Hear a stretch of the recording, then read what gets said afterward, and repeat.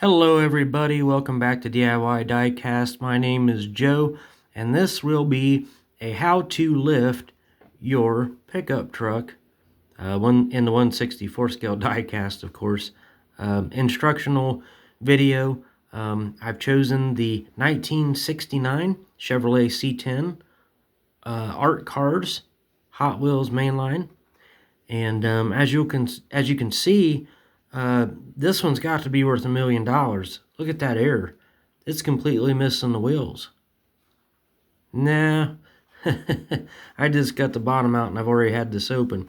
And the reason is because I kind of did a little bit of working ahead. I'll explain what I did just to save time for the video. When you go customizing these vehicles, you're working with very small parts. Everyone is different. You run into different challenges and problems along the way, and it can take some hours, sometimes a couple of hours, to figure out all the things you need to do to achieve what you're trying to do. And for somebody to watch a 2-hour lift video, I don't know if that's going to happen. So did a little bit of working ahead. I got this out of the package, and I'll show you how far along I've got so far. I've just grinded down the axles that were on the base of the car flat. And that's what I'll need to do to be able to levelly attach what I'm going to use to raise this truck up in the air. Another thing I want to say before I get much further too is that this taking on this truck to do a lift on is really out of the box for me. I really only like to customize diecast that looks like real vehicles, like something you'd see out there every day. It looks very average and real. Those are the kind that I like in my collection, and these HW art cars are just too wild for me. Generally, they have too many details, too many stickers. I don't like how they put the mix-matched, different colored wheels all around it. And so to take this vehicle as one to start with and to transform it into something realistic, I looked at it and I was like, what could I do with this thing? I didn't know what I was going to do with it yet, but I thought, challenge yourself, do something cool with this vehicle. And I thought, well, if it's going to look this wild, might as well make it look even more wild. There's no way to tame this thing down, right? So let's just turn up the volume and get this thing in the air on some big wheels and tires. This truck set very low. It was a low rider to begin with. And yep, so that's all I've done so far, is grind these axles down to give me a nice flat surface to attach what I'm going to use for the lift. Alright, now what am I going to use for the lift? Well, that's a great question. What I have is these two pieces of plastic here, and I'll get one and flip it around for you. You can see it's just a U shape basically, and it has a nice wider surface for gluing up to the truck on one side. And it's just a lifting block is all it is. It's just a lifting block out of two pieces of plastic, the kind of U-shaped or whatever. And where I got these from, now when you start customizing Hot Wheels and whatnot, you need to change the way that you look at everything in life. Every little plastic piece that you come across in your junk drawer or in your workshop or laying on the ground even, I mean, you start looking at these things and you go, can I use that to do anything to customize a Hot Wheel? And where these two little pieces came from was these. Do you recognize these? Yes, no, maybe? Okay. These are the things you get with your windshield wipers when you buy them at the auto parts store. These are the adapters that you use to make them fit, okay? And a lot of the times you don't need these. Your new blades just swipe right on, but you get these with your new blades most of the time anyway, just in case you do need them. Most people don't. So when you go to your local auto parts store, particularly around a rainy day, everyone runs inside, they buy their wipers, and they change them right out there in the parking lot. And there are just a handful of these brand new sets of these adapters laying right in the top of the garbage cans in the parking lot of your local auto parts store.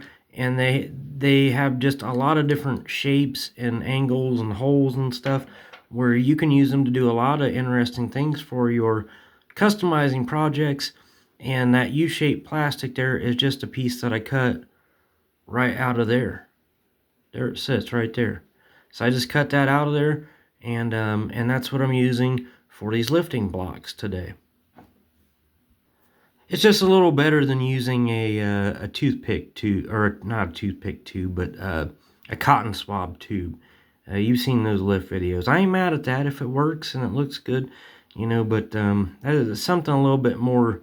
You see, when you use those little tubes from a Q-tip and raise your vehicles or whatever, it does raise the vehicle or whatever, but that tube is usually bigger than your axle. And what happens is when you're done with the lift, you get these really floppy wheels all over the place.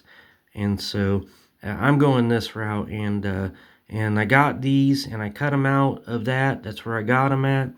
And I took my Dremel tool and I put a very sharp pointy bit on it, and I drilled the holes in each side for my axles. So that's the working ahead that I've done. I've got my lifting brackets ready to go. The bottom of the truck is flat to accept them. And the next step that I'm going to do is put my axles here and my wheels on into these, and then we'll just glue them right onto the truck and see how that goes. Alright, so far, working ahead a little bit more. I've got my axle threaded through my lifting block. I've got a wheel on and 4 axle spacers right there to create the space I need so that these wheels don't push in and go all floppy or whatnot. So I've got 4 of those axle spacers on there, and I'm going to put 4 more on the other side and then the other wheel. And if you're not familiar with these axle spacers or whatnot, I have talked about them in other videos. What I use is these check glass beads, and I got them from Hobby Lobby in the jewelry making aisle, and they just make perfect spacers for all the different stances and spacing needs for your axles. So get you a tube of them, and there is just tons of them in there. They go a long way for lots of wheel swaps. Alright, I'll go ahead and finish putting this axle together on the other side, like I said, with more spacers and then that other wheel. Alright, that's what it should look like when you're done. Got one threaded up. It's a nice little shish kebab of wheel spacers, our lifting bracket, and our wheels. And for these, for this wheel swap, I've chosen the silver ones. I also have some black ones that are the same with yellow lettering, but I just think the silver ones are going to work a little bit better for this vehicle. I don't know, if we don't like them at the end, we can always swap them so easily. And now I'll go ahead and prepare the front axle just like I did this one here. And our second axle is threaded up with those wheel spacers and that lifting block and ready to go. Alright, both axles. There's our truck. Alright, now we're going to take some super glue, great for just any kind of Hot Wheels customizing project, and going to glue that right onto the base.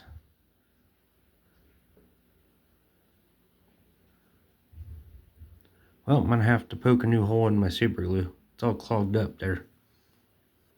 Okay, got that flowing easily there now, and I'll just try not to glue my fingers together and add the super glue on the top of this axle, and then right onto the base. Being careful to get it centered, level and even and all of that good stuff.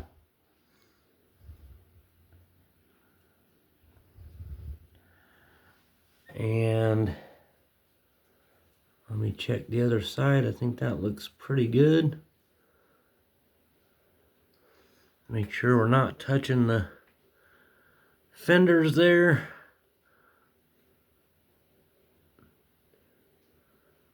Alright, not bad.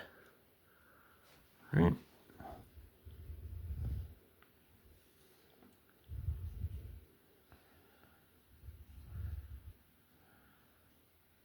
Yeah, that came out all right.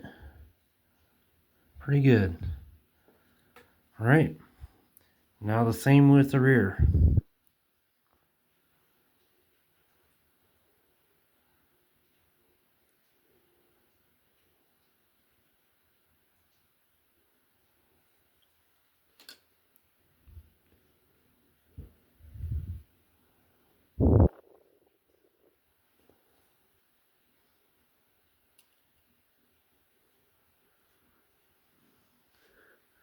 See how we did on getting it centered.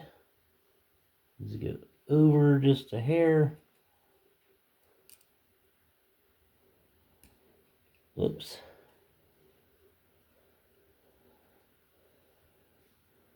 Well, right there. I really like that. That looks pretty good. Make sure that, oh, we're kind of touching there. And now we're almost.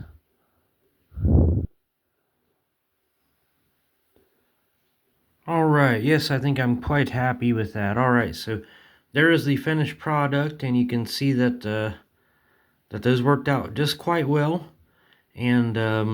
And let's check out the final reveal now. What's it look like from the sides? Ooh, pretty good. Boy, I really like that. And I think those silver wheels look really good on there too. And it's got a really good stance to it. The wheels pop out just enough without being too protruding. And I don't have that wheel pin in all the way on that one. That's why that one is dancing around. Okay, very good. All right, so yeah, that's it. And it looks really good. Let's get this stuff out of the way and see how it rolls.